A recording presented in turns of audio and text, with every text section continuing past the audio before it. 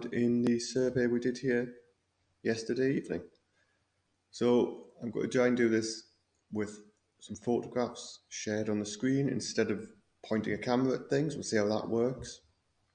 HAPS has reintroduced its studio functions, so that's useful. What I can't immediately see is where this would be showing any chat if anyone is commenting.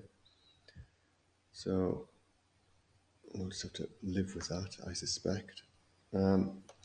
Anyway, I will run through a few of the species that we saw last night, say a bit about them and anything we know about their ecology and so on.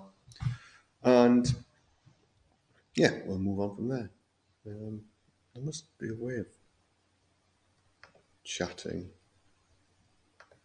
A bit weird.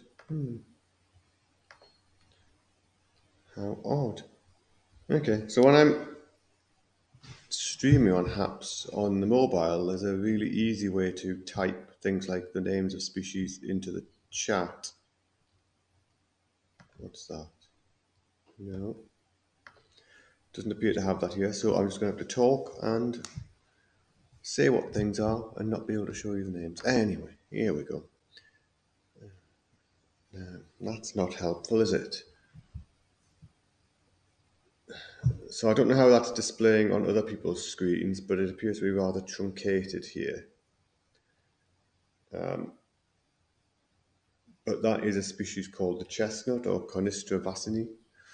It's a fairly common species of noctuid moth that flies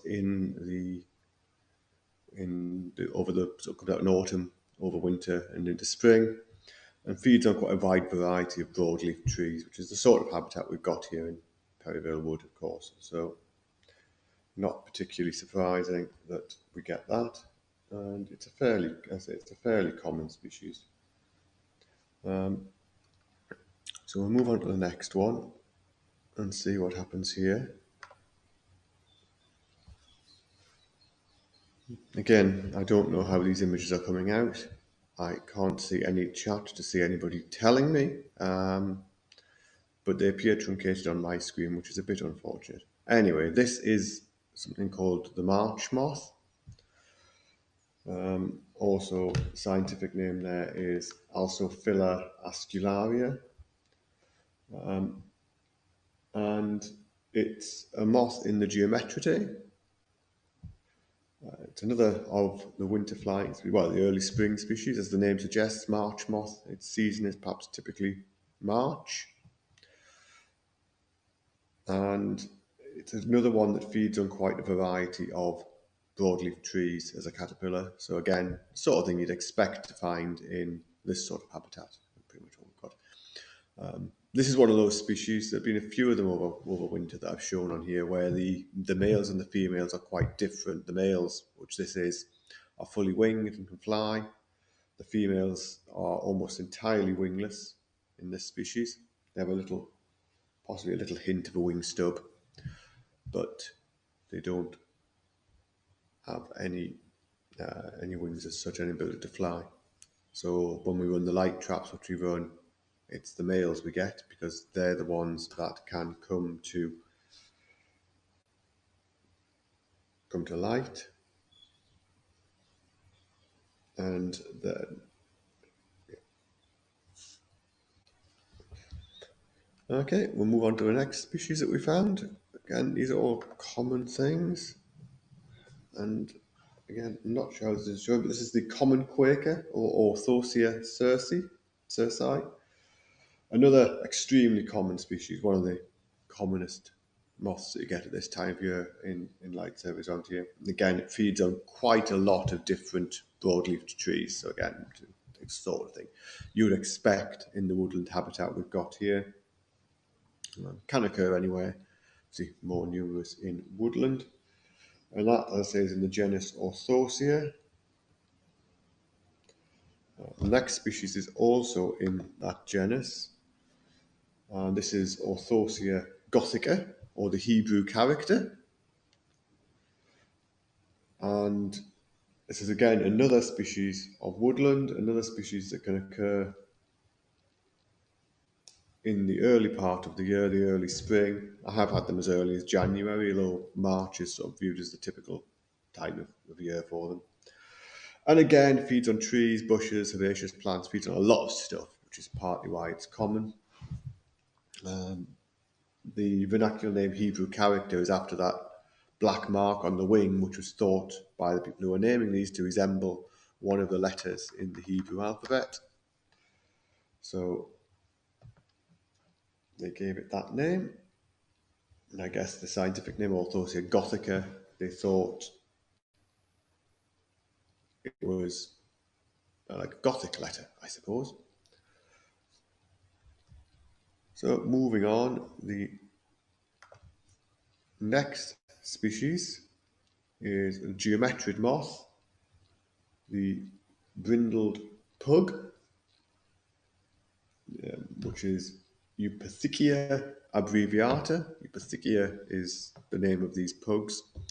And this group of geometrids are called pugs after the dog because their hind wings, which you can just make out here, are a little bit short, a bit like the snub nose of a pug dog.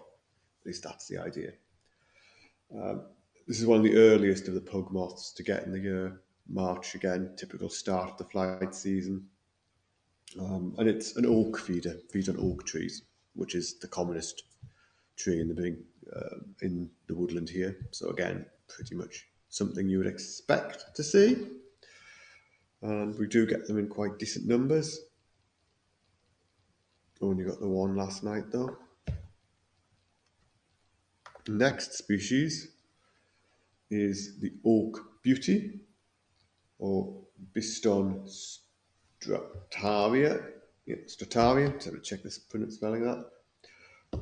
This is closely related. It's in the same genus, Biston, as the peppered moth, which you'll have all learned about at school as the example of industrial melanism and evolution demonstrated as the colours changed.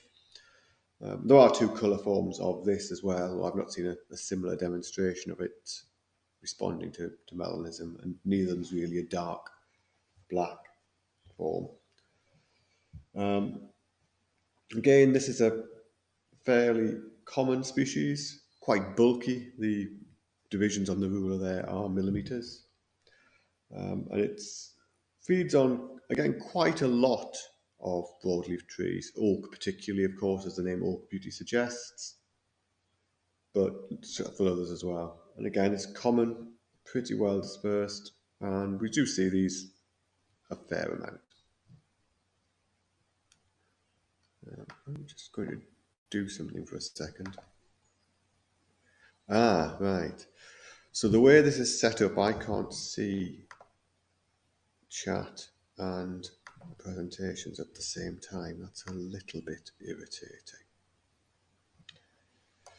Anyway, we will move on to the next species. And this is a particularly small moth. Again, you can see the divisions there on the ruler are millimetres. And this moth used to be called Ereocrania subpurpurella, but latest thinking on its genus has suggested it's in a different genus, and it is now Dysereocrania subpurpurella, Dysereocrania. Ereocrania means woolly-headed. Dys, I guess, means bad or something like that in this context. And subpurpurella is because it's got a few purple scales, which you might be able to see some of in this image, as well as a sort of woolly, scraggly appearance to the head. So this was Dysereocrania subpurpurella.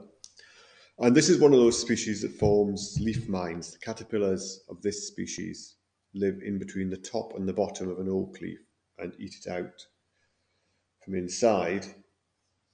And that forms quite a distinctive pattern, a sort of a blotch on oak leaves, so you can recognise where it's been feeding as a caterpillar. But the adult moth is this lovely shimmering golden colour with a few small scattered purple scales in there as well.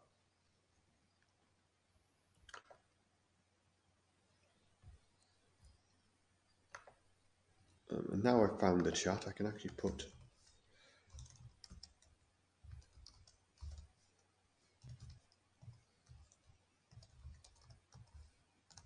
in the chat, so at least those of you viewing on HAPS can see the names as we look at them. That's this Ereocrania subpurpurella.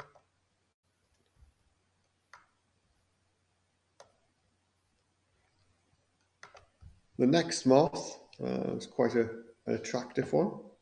This is the early thorn, Selenia dentaria.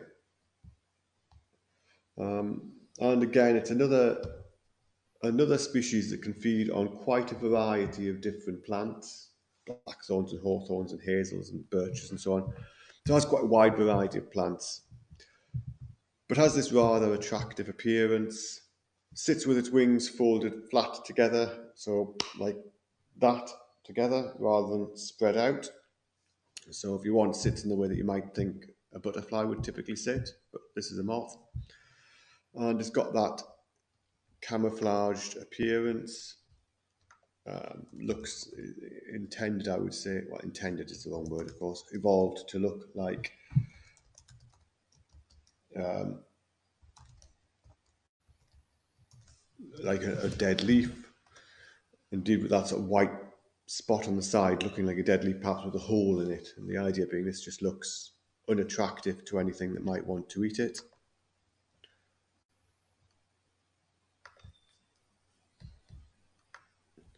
And then the final species I'll show, if people joined my broadcast yesterday, they might have seen that I was doing a bit of surveying using a pheromone lure.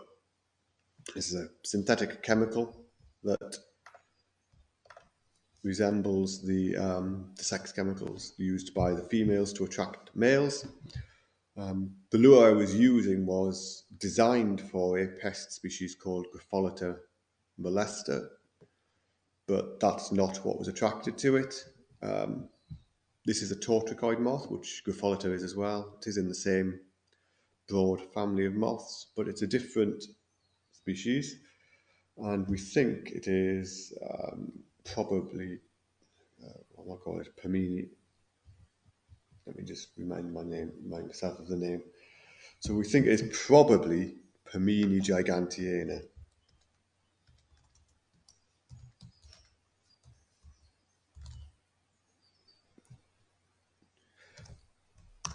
So that's what I think that is going to be. The appearance seems to match. I've retained a couple to have properly checked just to make sure. And it's a species which is regarded as having a local distribution, not being a very common species. It used to be regarded as nationally scarce. It's been found a bit more commonly. And I suspect that as pheromone lures get used to attract this a bit more, as more people are using these now, this may well turn out to be a species that is much more common than we thought. I got around 30 attracted to the lure in half an hour yesterday. So it is not, at least where it occurs, it occurred in decent numbers. But it's day flying, not that easy to find by day unless you find it perhaps visiting the sallow blossom to get some nectar. Hence why it's perhaps regarded as scarce. It'll be interesting to see if that's not the case. But it's an interesting life cycle as a species. The caterpillars of this feed on oak, but they don't feed on the oak tree directly. They feed on the plant galls on oak, particularly oak apples, that are produced by a species of wasp, which causes the oak to produce these large globular apple-shaped growths, essentially like tumours, plant tumours if you want, that the wasp can feed in. And the caterpillars of this take advantage of all that nice nutritious material to have something that they feed on. So rather an interesting species, assuming I've identified it right, Pamini gigantena. Anyway, that was just a quick look at some of the species that we had from the reserve. Let's end on this one, shall we? Let's end on the early thorn again, because that's an attractive species. So there we go. That was a quick run through of some of the stuff that we found last night here in Perryville Wood in northwest London, and just a quick look at some of the species and first attempt at using the reinstated studio facility on HAPS. I will have a chat with the HAPS team about the truncated photos. The old version of HAPS handled this stuff quite well. It fitted the photo, it fitted the frame to the size of the photo. This one doesn't seem to play quite as nicely. So I will have an explore of that, see if I can kind of work around, see what's being fixed. But for now, I'm going to hop off here and leave you with that image there above me of an early